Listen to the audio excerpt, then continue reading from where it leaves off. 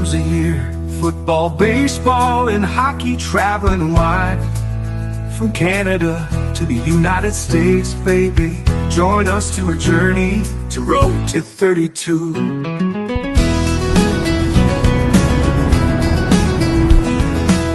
times a year. Football, baseball, and hockey traveling wide. From Canada to the United States, baby. Join us to a journey to Road to 32.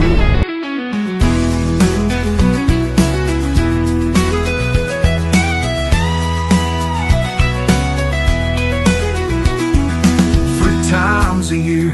Football, baseball, and hockey traveling wide. From Canada to the United States, baby. Join us to a journey to Road to 32.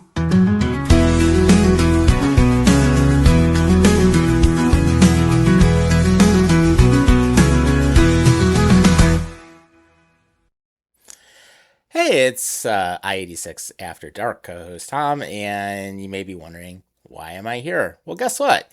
We decided to put out a new Road to 32 video, and this one is going to be for the 2026 NHL Draft. So for anyone who has not been paying attention to the draft this year, it's here in Buffalo. I'm only 20 minutes from it. So we figured, you know what? I'm going to go with my friend Dame, who's also a co-host of the show, and we're going to be there tomorrow morning for rounds 2 through 7. For anyone who's been watching the draft tonight, it was pretty predictable in a lot of ways. So, of course, Toronto ends up picking Gavin McKenna, the left winger. Then Ira Stenberg ended up going to San Jose. Vancouver goes with Caleb Mahaltra. The Sabres actually tried to get Connor Hellebuck. That didn't work out because the pricing was way too high. But they did pick defenseman Daxon Rudolph. And for anyone who's wondering what he's capable of, well, he's about 6'3", 206, right-handed shot, dual threat scorer, basically has very good offensive instincts. And really the biggest thing that happened is that Caleb Reed was available, but he actually dropped quite a bit in the draft, and that was actually surprising. But it is something where we ended up getting the 4th pick overall with the Bo Byram trade, and then, of course, we shipped Jordan Greenway out with his contract as well to Chicago. So it actually was pretty interesting, especially knowing that Reed was still on the board, Carson Karels was still on the board, and then, of course, the New York Rangers ended up taking Albert Smith. So that got interesting. Calgary took Carson Karels. Then Chase Reed finally dropped into Seattle's lap, and he ended up going 7 overall. Viggo Bjork was number 8, going to the Winnipeg Jets. Keaton Verhoff was number 9 to the San Jose Sharks. Wyatt Cullen went to the Nashville Predators. The St. Louis Blues took Tynan Lawrence to center. The New Jersey Devils took Alexander Command. The Islanders took Malte Gustafsson, which Bobby was actually pretty thrilled about. So that was cool to see. And they get about a 6'4" defenseman, left-handed shot. But then the Islanders have a bunch of left-handed defensemen now. Oscar Hemming goes number 14 to Columbus. Anaheim got Nikita Klepov at number 15. The St. Louis Blues took Matic Dagenais. Utah ends up taking Ethan Belchetz, the left winger. And it was funny because they actually traded former Sabre JJ Peterka back east, and he's now with Boston as part of the deal. And he got 2 fetched 2 first-round picks in return. The Washington Capitals took Oliver Savanto. The Kings took Elton Hermanson. And then the Sabres ended up drafting center Ilya Morozov out of Russia. And the thing that was interesting about him, he's a defensive forward, 6'3", 200, left-handed shot. He had 8 goals, 12 assists, and 20 penalty minutes, 20 points in 36 games. So pretty decent overall. And he has good net front skill, ability to win battles, and he can actually slide into a third-line center role and lock down opponents, kill penalties, and take tough matchups. So that's a big plus. And it was someone that the Sabres absolutely loved, and he's going to be able to kill penalties. He's going to be able to fit right in.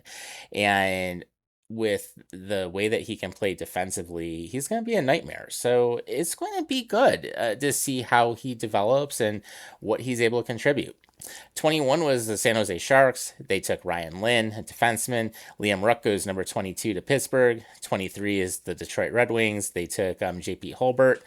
Vancouver takes Adam Novotny at 24. 25, Ottawa takes Jonas Lagerberg Hone. Number 26, the Canadians take Gleb Pugachev. At 27, Maxim Sokolovsky goes to the Philadelphia Flyers, and he is a big boy, 6'7", 238, left-handed shot. And all I could say is, Tocchet wants a tough, mean, physical game. They got it. They absolutely got it.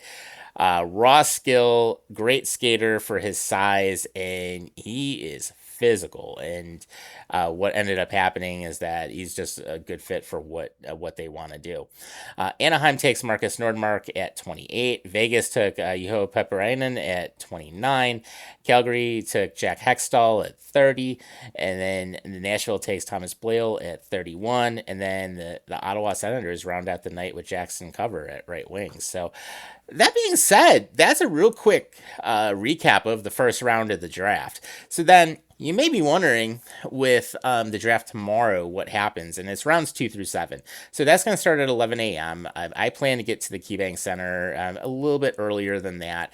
I'll meet Damien over at Tim Hortons in the Harbor Center since I have the tickets on my phone, and it worked out really well. It'll be my second time going to the draft, which I'm looking forward to. Last time I went was back in 2016, and I got to meet Noah Hannafin and get a picture with him, get some signed merchandise, and also be able to get a picture with the replica cup. So that was always fun to do that. And it's going to be a fun time. It's not often that the NHL draft comes here. So you know what? We're gonna make it a good day. We're gonna have some fun over there. We'll stay for a while. Of course, Gary Bettman got booed as always. So hey, great to see that. Deanne Dawkins was at the draft tonight, and he actually opened it up and announced the 4th overall pick along with Thurman Thomas. So that was cool to see.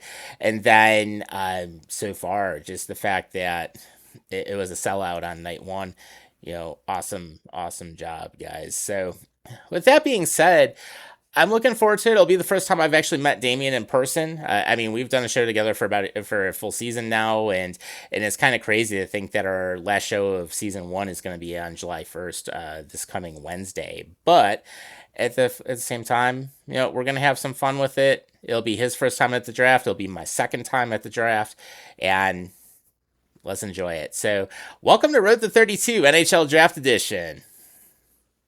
Well, good morning, everybody. It is Saturday, June 27th, and it's just a 9:15 here in the morning. And of course, I'm up here in Niagara Falls, New York, and I'm about on my way to the KeyBank Center for rounds 2 through 7 of the 2026 NHL Draft. So, of course, for anyone who remembers what happened last night, obviously round 1 took place, and everybody knows Gavin McKenna ended up going number 1 overall.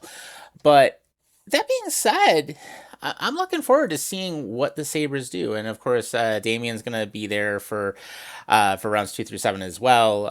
He's going to be joining me. Actually, he agreed to take the second ticket that I do have. So it's going to be good. We're going to have some fun with it. And it was interesting because when I had a chance to take a look at what ended up happening last night with Jackson Rudolph being picked up at the number 4 pick overall, he actually ended up being a much better player than what I had expected from what I ended up seeing.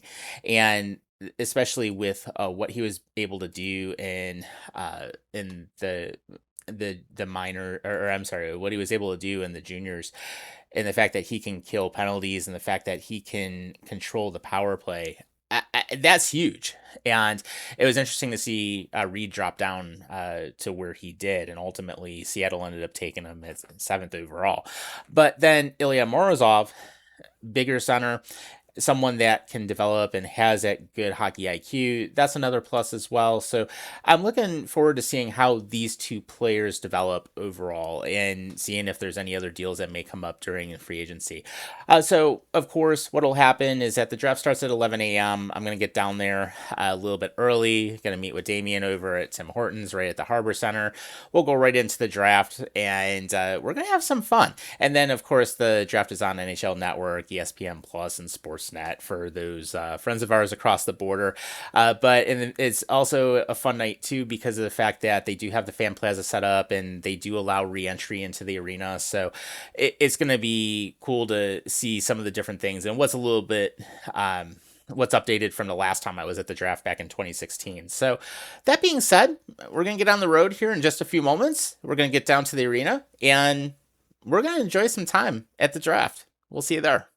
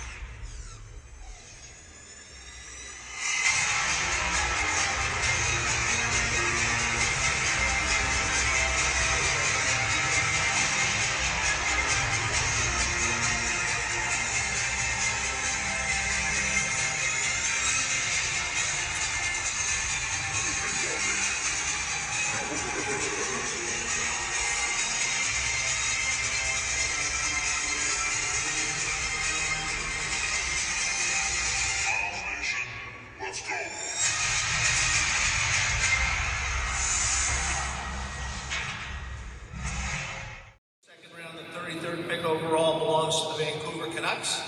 Vancouver, you're on the clock.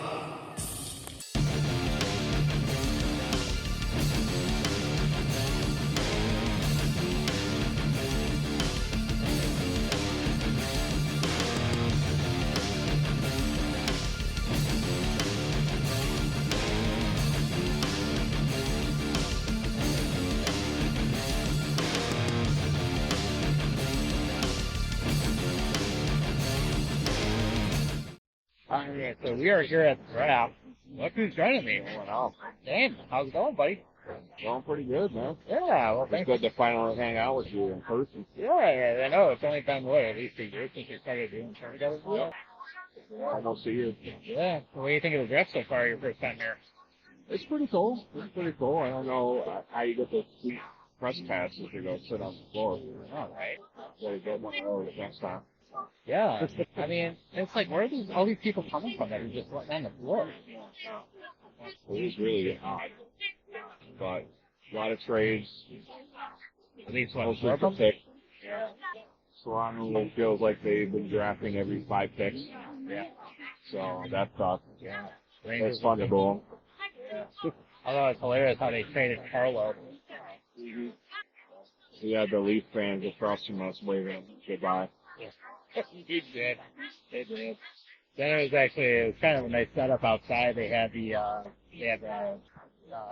party in the plaza. They had outdoor range and some other stuff going on. Then of course we saw some draft people inside that Tim Hortons across the street. I think at least we saw possibly a couple of GMs or something. I don't know. Yeah, round 3. And it seems like it's an eternity until the Sabres pick. And an eternity until we got picked. Yeah. It just seems like the same 5 teams keep drafting. Yeah, seriously. On the flip side, though, I mean, I gotta say, man, nice seats you got here. We're up in the club level, so Yeah. kind We of. got a good view of all the draftees and the draftees little hotties they brought. Yeah. And they're probably gonna be getting some nice little action tonight afterwards. So, It's taking a long time for this pick again. yeah. We might have another trade. I don't know. It's like, I don't know what's in. First They selection psyched in the us out. third round of the 2026 NHL see what Draft. happens here. The Toronto Maple Leafs select Yuso Anasto from Jokerit on the French Huge. Premier League. It's huge. Hey, good job, Toronto. Good job, Toronto. God, how many times are the Penguins Yeah, on see, a now it's Penguins. Yeah. It's all the teams I hate. Oh. It's like the Penguins, the Leafs, the Flyers. Carolina. Carolina's been up a bunch of times. Although they traded almost way down twice. Right. And then of course, the Rangers have been up a bunch of times. Anaheim's been up there a bunch. So, yeah, not. But, look good. Hey, it's a good day for the draft, though. I mean, they had a nice setup outside. And it was also cool. Nameplate's still on the 2000 column, so that's nice to see that aging well. I gotta see if I can get myself a t-shirt. Yeah. That was like one thing. We haven't even gone in. Nice. All right. We'll be at this.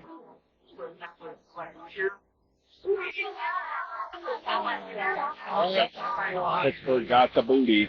Yeah. And they drafted Twins. Booty. Yeah. I thought they were the Penguins, not the Pirates. Yeah, really. Yeah, they're having a bad season again. It's like, wow, teams will want out. Oh, they jacked up. Holy crap, Ottawa's actually on the clock. This was like their second pick. Yeah, they haven't got much older. Well, we'll see. I think Sabres eventually will take this round. Eventually. Still got a little ways to go. He might be a year older. Yeah. Yeah, right word though. It's been kind of funny seeing some of the war rooms set up. Yeah, Carolina just looks like garbage as usual. Yeah. It's like they're not doing Plus, they have really cool videos before the draft and all the teams. I get to see. Yeah. Oh, you caught the Islanders, you know. They were doing them in alphabetical order, so, yeah, it was interesting to see what they did. Minnesota's just super short. Yeah, very short. Yeah, of course, we see the nice little casting couch next to the stage. Yeah, but they haven't done anything yet. So I'm like, what's going on? Yeah. And we see the production stuff behind the stage where we're at. And of course, we got the nice little media stage right up on the left side of us where we can see the NHL network and all that. Yeah. It's like, NHL, if you have a draft here again, hey, we'll take press passes. It's all good. We'd love to sit down with you. There's plenty of open seats there. We would actually do some coverage. Yeah, we totally would. You know? I'm not even going to try to change this right now because otherwise I just got yeah, we'll cover a little bit more before this draft wraps up. We're here for a little bit. So. Enjoy it, guys. See you guys. Ontario Hockey League, Adam Levesque. Next order of selection belongs to the New York Islanders. Islanders are on the clock.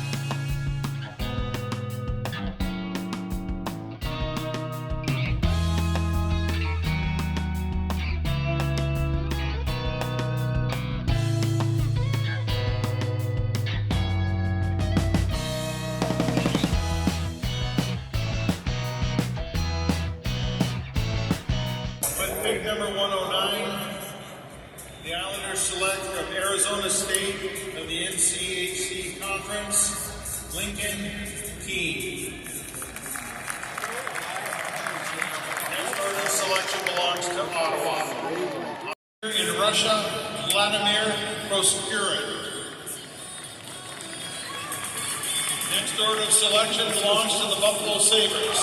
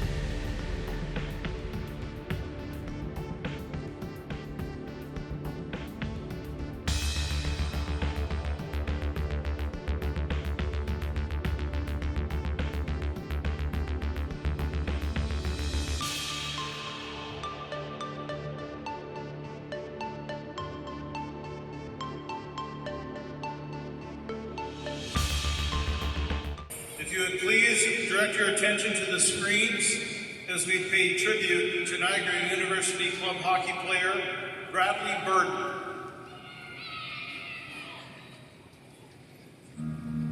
This past February, Niagara University men's club hockey defenseman Bradley Burton tragically lost his life in a car accident, devastating his family, his teammates, and all who encountered his warmth and humor.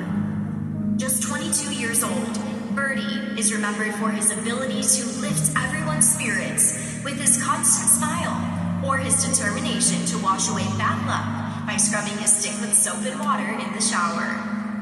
To honor their teammate and brother, the Purple Eagles wore Burton's number 20 at the ACHA National Tournament, which was held just 2 weeks after his passing. The entire hockey community mourns the loss of such a bright light, but Birdie's legacy will remain forever in our hearts.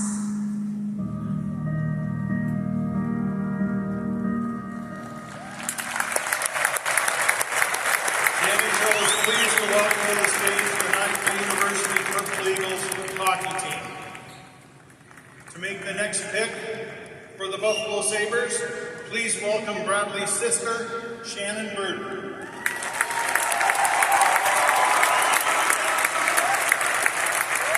With the effective 24th overall selection, the Buffalo Sabres are proud to select from St. John, Oliver Vernix.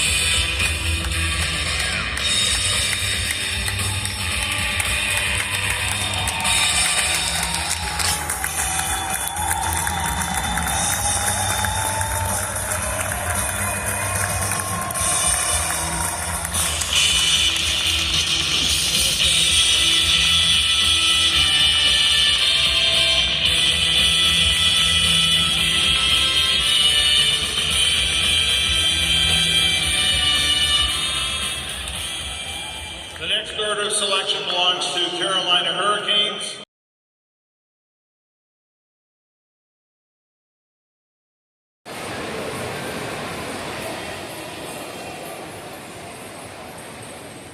All right, guys, so it's the end of round 4, and Damien actually left after the Islanders pick. I figured, you know what, I've already been here since before 11 a.m., so I'm gonna probably take off, and at least the tickets are still good through the end of the day. But it was pretty interesting, you know, to say the least. I mean, it was my second time here for the draft. I was obviously here in 2016, and one cool thing that happened on the way out was I actually got to meet the Ruck twins. So they were actually down on the 100 level right where you would go in. So it was cool. Got to take a quick little picture of them, and you know, good to see them. I actually got to fist bump them too, so it was nice. But overall, good event. I think this one was actually a little bit better than 2016, quite honestly, in terms of the setup and the different events that they had going on.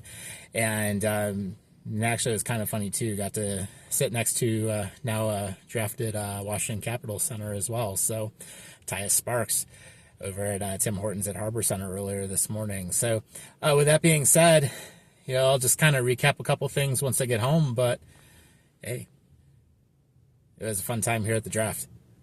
Hi, everybody. So here I am. It's Sunday afternoon, and I wanted to just kind of give a final take about the NHL draft and what the Sabres did. And I want to say, first and foremost, I think it was a very well run event. There was lots of things for people to do, lots of interactive exhibits and things where you could try your shooting the puck skills. You could try, even doing a pickup game, and there were actually a couple rinks set up on Perry Street for that. So in terms of what was done this time around, I think it was a great event, and plus being able to meet the Ruck twins yesterday was actually really cool. So that being said, how did the Sabres do overall? Well, here's what happened. So, of course, with the 4th overall pick, thanks to Chicago being stupid at what they did, we ended up drafting Daxton Rudolph, a right-handed defenseman from Prince Albert of the WHL. And some people may think, hey, it was a little bit of a reach,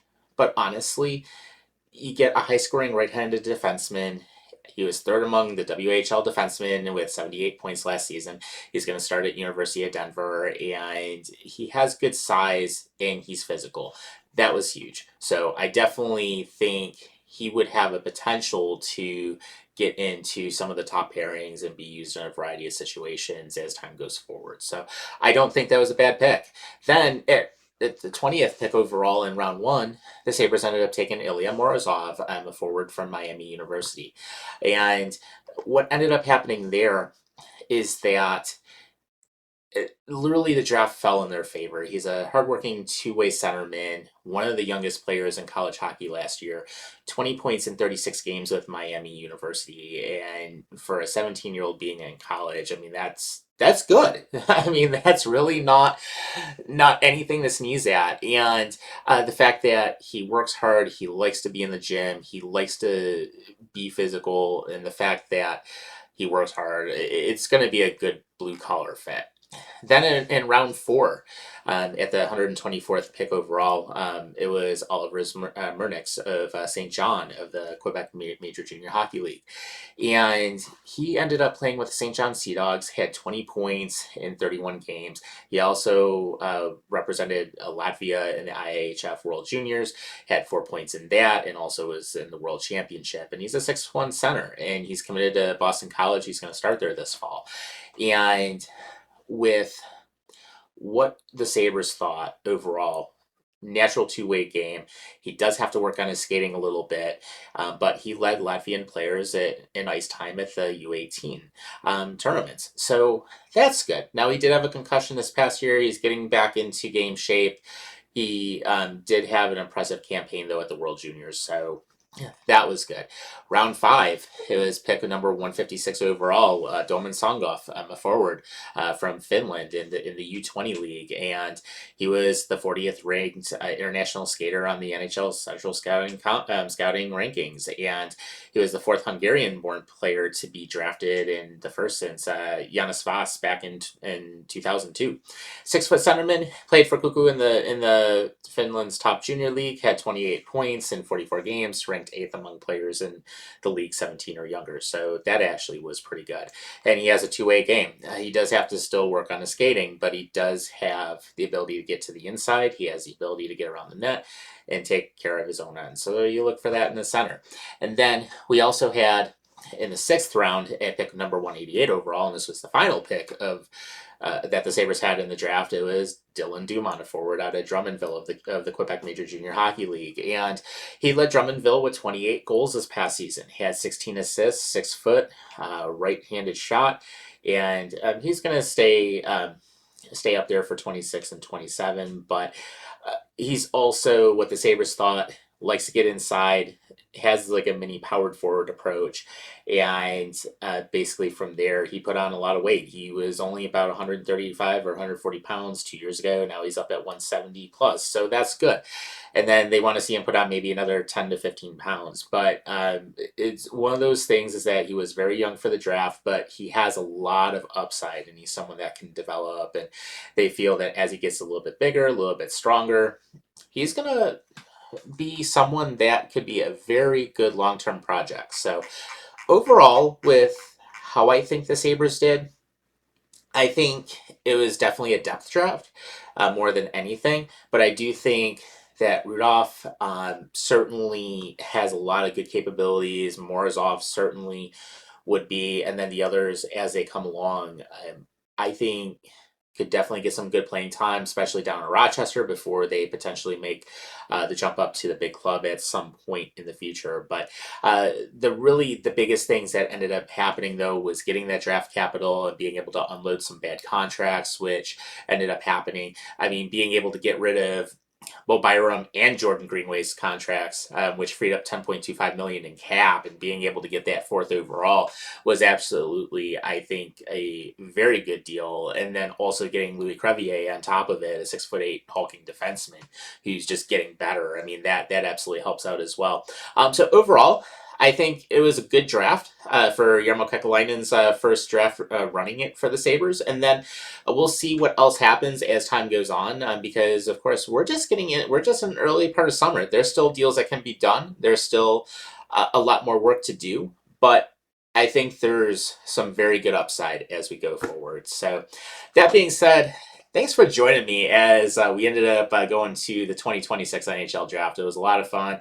And of course, I know it's our last Road to 32 episode for a while, but I hope you enjoyed it. Hope you enjoyed seeing some of the things that took place. And until next time, guys, we'll see you down the road.